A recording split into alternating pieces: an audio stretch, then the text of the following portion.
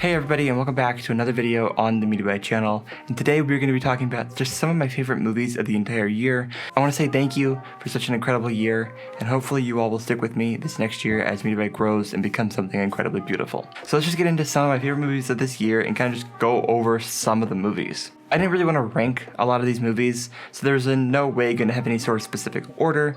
They're just some of my favorite movies of 2024, and I think I wanted to do that specifically because I saw so many movies in theaters this year, and I just don't want to think of how to rank them because there are so many different genres and things like that. So anyways, don't get mad if there's a movie here that you like that's not on this list, because that's not what the point of this is. It's not a ranking, it's just some movies that I thought were worthwhile bringing up that I had thought about. So number one is Maxine. So I loved all three of these movies in this trilogy, and I really hope that they don't make any more that follow in this kind of footstep, just because I don't really need another sequel to this kind of trilogy. But if they want to look at this world, I would try it with a different set of characters, only because I really don't think this is one of those films that needs a sequel, especially with the way that it ends. I just think that the film ends perfectly, and trying to continue on afterwards would be a pretty big mistake.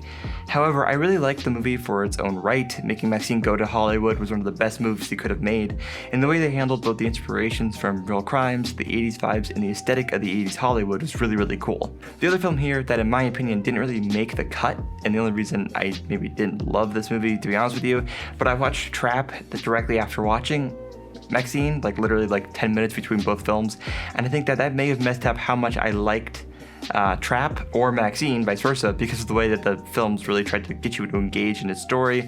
The way Trap handled itself so differently than Maxine, maybe I need to try Trap again. So Trap is not going to be on this list, but maybe it's just for its own reasons. I don't know.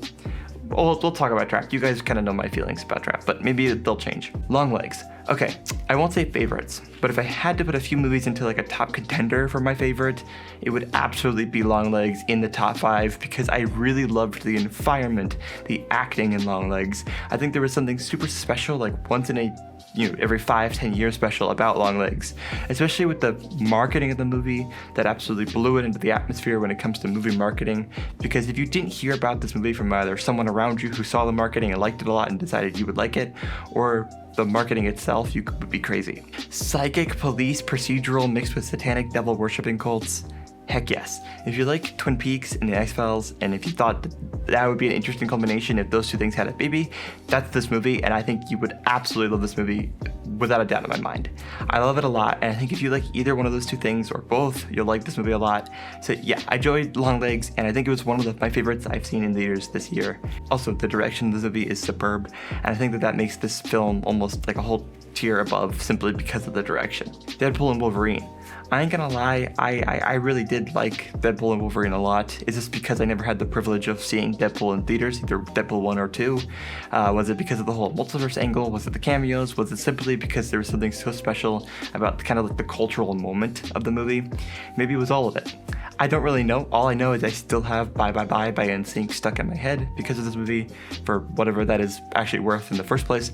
I think if you like comic book movies and like the history of comic book movies, especially the now basically defunct Fox sort of universe, you'll really like this movie as a final, in a way, love letter to the end of what kind of started a lot of people's love of comic book movies and superheroes in general. So if you were a nerd like I am, you will probably more than actually kind of like this movie a lot, simply for what it is, which is what I did. I liked it a lot. It's also very funny at moments, which I think is what honestly sells the movie so well. Beetlejuice. Okay, Beetlejuice, and no, you won't catch me saying it 3 times. Actually, it's one of those films that I normally would think would not be that good, just based on the legacy sequels that we've had recently, but I honestly think it actually really nailed a lot of what it was trying to go for, simply because it wasn't really afraid to just be itself. And I think the story was honestly not that bad, and it absolutely seemed like something that would really happen if the story of the original Beetlejuice just had continued, which was really important. I think Jenna Ortega also fit directly into the rest of the film, and I honestly wouldn't have known if she wasn't in the original film, if I just didn't know who she was, and the fact that she's definitely not old enough to be in the first film. I think she did a great job at fitting into the world of Beetlejuice, which may have been partially because of Wednesday, but still.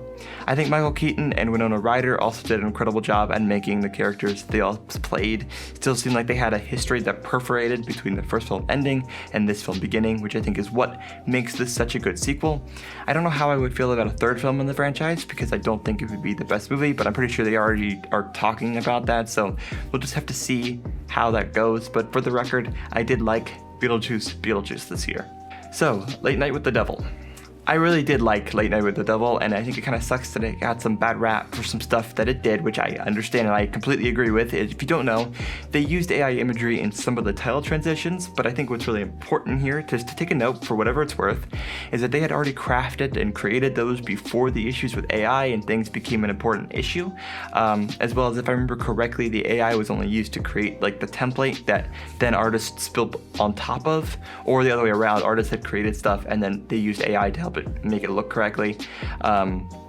But either way, I think that this movie is one of those movies that I think should have absolutely done a lot better than it did, and it deserved a better release and a wider release and a profit, because the great acting by David Mastroianni, I think that's his name, might have mispronounced that, and the rest of the crew, as well as the way the show, the on-air show, like the in-movie show, is actually handled, like the on-air parts and the off-air parts being in different colors and like color graded. And I don't know, basically this movie is about an exorcism that happens on like a late night Halloween special, which I think is one of those things that like immediately has me freaking excited as all hell to see the movie, and I did like it a lot, so it's pretty good. So Ghostbusters Frozen Empire. Okay, I am a sucker for anything Ghostbusters, I'm not gonna lie with you. It was the first movie series, Ghostbusters 1, 2, and Afterlife, that my fiance and I saw at a drive-in theater that we frequent, so we've seen all of them multiple times together, and I got to see this one with them just a few days after my 21st birthday. I really like the idea of the ghost being a little bit more than just like a different version of Slimer. I like that he was made of a nice demon thing and made it for a really interesting kind of version of Ghostbusters. I also, fun fact, had a Ghostbusters themed drink from the bar at the theater we went to, and that was my first ever legal drink that I ever had, which I think was sick as all hell because it was very good. So I just really liked Ghostbusters Frozen Empire a lot. I thought it was really good. And so yeah, Civil War. I really liked Civil War, and I think it's one of those films I think we needed now, especially with just the way our country is more divided than it has ever been before. I think they did some of the best sound design in a movie this year by making the gunshots incredibly intentionally uncomfortable, because if you don't know, gunshots are not a comfortable thing to be standing directly next to or hear, and so please don't think it would be like the best thing in the world if we actually had a Civil War, because this movie is only a tenth of what would really happen.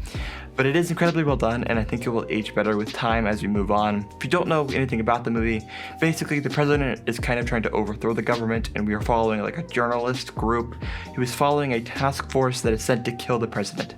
It's really a good movie, but I think it's one of those that are of just like the perfect timing. So, Furiosa. George Miller can do no wrong in my eyes, including Happy Feet 1 and 2, because my god, I really liked Furiosa, which is really hard to think that this movie was even released this year, because there have been so many good movies released in 2024, but I loved Furiosa, and I think it did everything I would want from a Mad Max movie without just shoveling car scenes over and over again, which it kind of is that way, but there's a lot more to this movie than just that. This movie should not have flopped like it did, but I think that this was probably just because of how much money it actually cost to make Furiosa, which I don't understand why it took so long to get the financing for this movie, because Fury Road made so much money and took 10 years to get this Furiosa made, but that's really not. We're not taking a film financing class, that's not what this is about. Speaking of movies that struggle to get financing or even released for that chance, I just want to mention Megalopolis quickly, not necessarily as in like the rest of these tiers, but what the heck was that movie, and like what the actual heck was going on in that movie. Also, another thing is In a Violent Nature was also really good. I could make this video like 7 hours long as I go through every movie I watched this year, which at the point of writing this is over 280 for the year, which is the most movies I've ever actually watched in a single year. So I think it's really freaking awesome. My goal was to beat 100, which was my total in 2023. So thank you all for watching. You know, my favorite movies are my top 5, quote unquote, but they would be, which is more than 5 movies here, but that doesn't matter. Anyways, if you want to stay up to date with all things Mediabyte, you can by following the link tree in the description down below to our socials and our merch. Thanks for watching, and I'll see you all in the next one. Peace.